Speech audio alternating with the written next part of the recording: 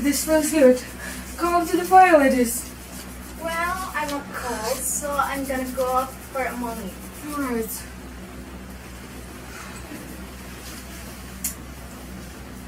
Now, Mr. Hell, before we move things about, you explain to Mr. Anderson about what you just saw when you came here yesterday morning. By the way, has anything been moved? Or are the things just as you left them yesterday? It's just the same. When it dropped below zero last night, I thought I'd better send Frank out this morning to make a fire for us. No use getting pneumonia with a big cast on, but I told him not to touch everything except the stove. And you know, Frank. Somebody should have been left them yesterday.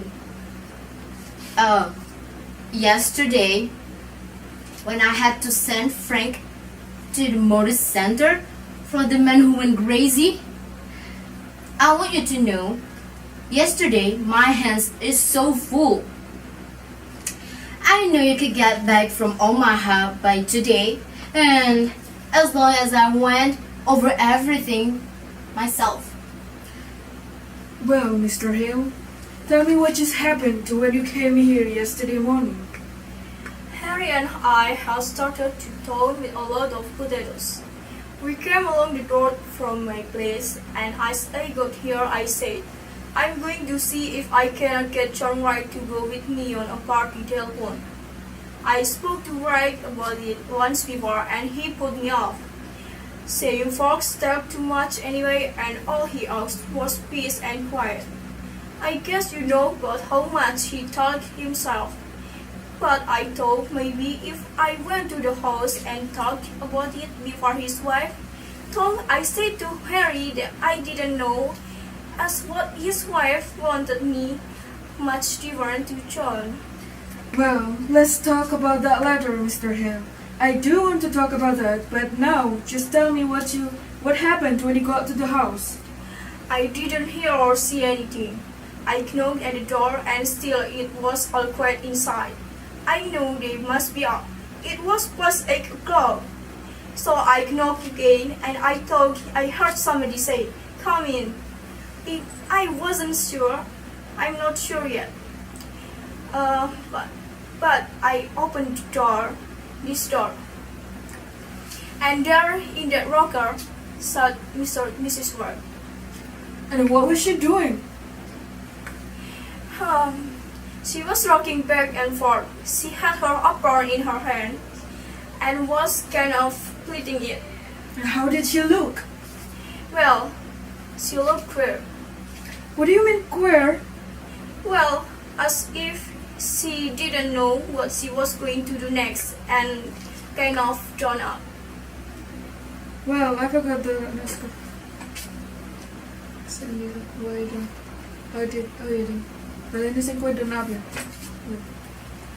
Well, as if she didn't know what she was going to do next and kind of drawn up. How did she seem to feel when you were coming? Why, I don't think she mind. One way or other, she didn't pay much attention. How do Mrs. Wright eat food and eat? And she said, is it? And went on kind of pleading at her apron. Well, I was surprised she didn't ask me to come up to the stove or to sit down, but just sat there, not even looking at me. So I said, I want to see John. And then she laughed. I guess you would call it a laugh. I thought of Harry and Tim outside. So I said a little sharp, cannot I see John? No, she says, cannot Joe like. Ain't he home? Says I. Yes, says she. He is home. Then why cannot I see him? I asked her, out of patience. 'Cause he is dead, says she. Dead? Says I. She just nodded her head, not getting a bit excited, but rocking back and forth. Why, where is he? Says I, not knowing what to say. She just pointed upstairs, like that himself, like that. I got up with the idea of going up there. I walked from there to here. Then I says, why, what did he die of? He died of a rope round his neck, says she. I just went on pleading at her apron. Well, I went out and called Harry. I thought I might need help. We went upstairs and there he was lying. Well, I think I'd rather have you go into upstairs. We can point it all out, but no, let's just end the story. Well, my first thought was to get that rope off. It looked, but Harry, he went up to him and he said, no, he is dead alright and we'd better not touch anything. So we went back downstairs. She was still sitting the same way. Has anybody been notified? I asked. No, says she, unconcerned. Who did this, Mrs. Wright? Said Harry. He said it business like she stopped pleading of her apron. I don't know, she says. You don't know, says Harry. No, says he. Were you sleeping in the bed with him? Says Harry. Yes, says he. But I was on the inside.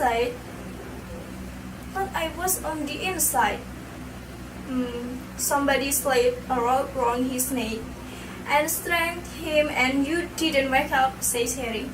I didn't wake up, she said after him. We must alert as if we didn't see how that could be, for after a minute she said, I sleep sound. Harry was going to ask her more questions, but I said maybe we ought to let her tell her story first to the coroner or the sheriff. So Harry went first as he called to River's place where there is a telephone. And what did she do? I mean, like, when she knew that you had to go to the coroner. She moved from that chair to this one over here. Alright. And just sat there with her hands held together and looking down. I got a feeling that I ought to make some conversation. So I said I had come in to see if John wanted to put in a telephone. And at that she started to laugh. And then she stopped and looked at me, scared. I don't know, maybe it wasn't scared. I wouldn't like to say it was. Soon Harry got paid. And then Dr. Lloyd came, and you, Mr. Peters, and so I guess that's all I know that you got. I guess we'll go upstairs first, where there is around any barn, and around here. And shut up. Let's confess it that there is nothing important here. And then we go upstairs. Nothing but kitchen things. It's a nice mess. Her fruit, it did freeze. She is worried when it turns so cold. She said the fire go out and her jars would break. Well, can you beat the women? Whole murder and worrying about her preserves. I guess we'll be through something serious to preserve and to worry about. Well, women are used to worry about trifles. For all their worries, what will we do without the ladies? Phew, dirty towels. Not much a housekeeper, would you say, ladies? There's a great deal of work to be done on a farm. And to be sure, and yet, there are some country in the Dixon that doesn't have roll towels, I guess. Those towels get dirty awful quick. Men's hands aren't always as clean as they might be. Ah, loyal to your sex, ladies. But I suppose that you and Mrs. Wright were friends. I've not seen much of her of late years. I've not been in this house. It's more than a year. And who's that? You didn't like her? I like her all well enough. Farmers' wives have their hands full, Mr. Anderson. And then Yes? it never seemed a very cheerful place. No, it's not cheerful. I used to say she had homemaking instinct. Well, I don't know as Wright had either. You mean that they didn't get on very well? No, I don't mean anything. But I don't think a place be much cheerfuler for John Riders being in it. I'd like to talk more about that little ladder. I want to get the lay of things upstairs now. Okay. I suppose anything Mrs. Peters does will be alright. She was to take in some clothes for her, you know, and some other little few things. We left in such a hurry yesterday.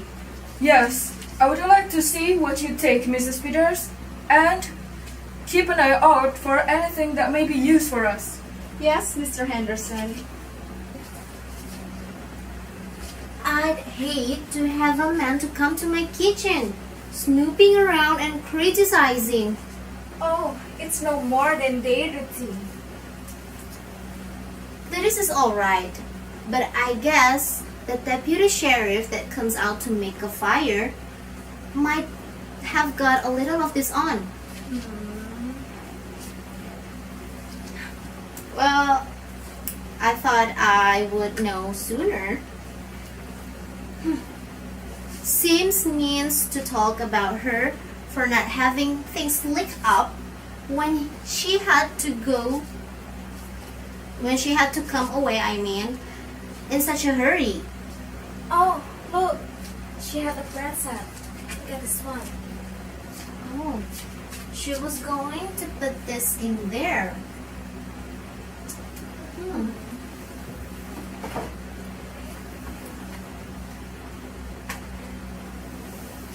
It's shame for her fruit.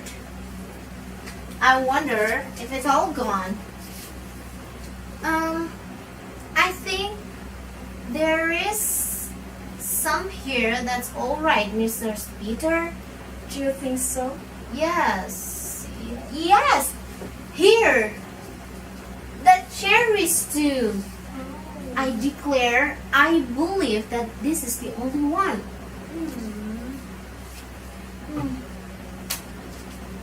She'll feel awful bad after all her hard work. I remember when I put up the cherries last summer. Well, I must go get things from the front room closet. Okay. You want to come with me, Mrs. Hale? You can help me carry them. Sure. Oh my, it's cold in there.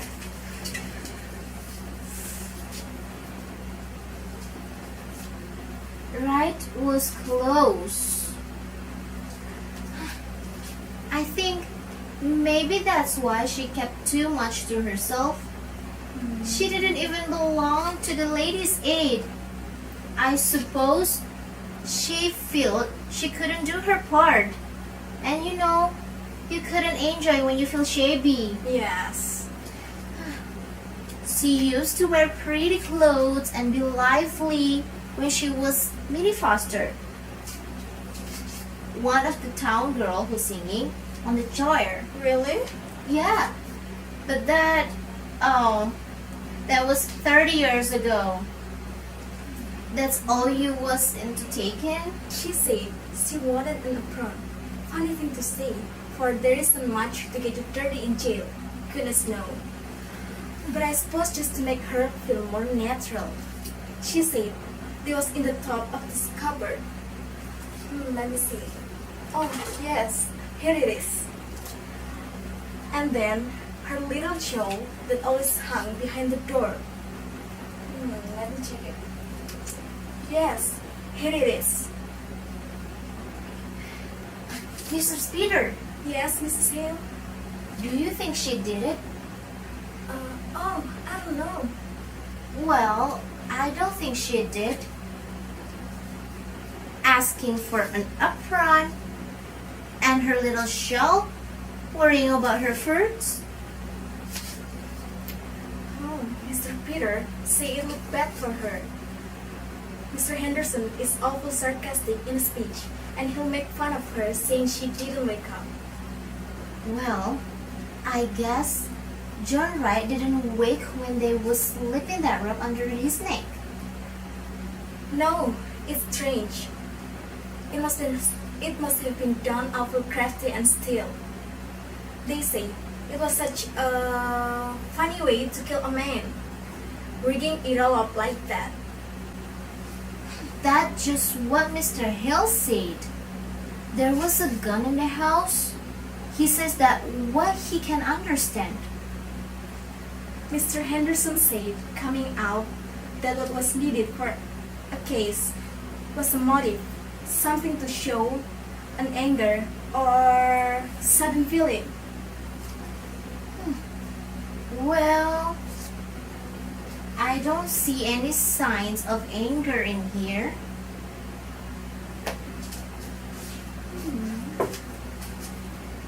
It's wiped up here. Yes, you're right. Wonder how they are finding things upstairs. I hope she had it a little read up there. It's, it seems kind of sneaky, locking her up in town and then coming out here and trying to get her own house to turn against her. But Mrs. Hale, the law is the law. I suppose this better loose up your things, Mrs. Peters. You won't feel them when you go out. Oh, look, she was piecing a kilt. Oh, Look, it's log cabin pattern. Pretty, isn't it? oh yes, I think so. I wonder if she was going to kill it or not it. I don't know.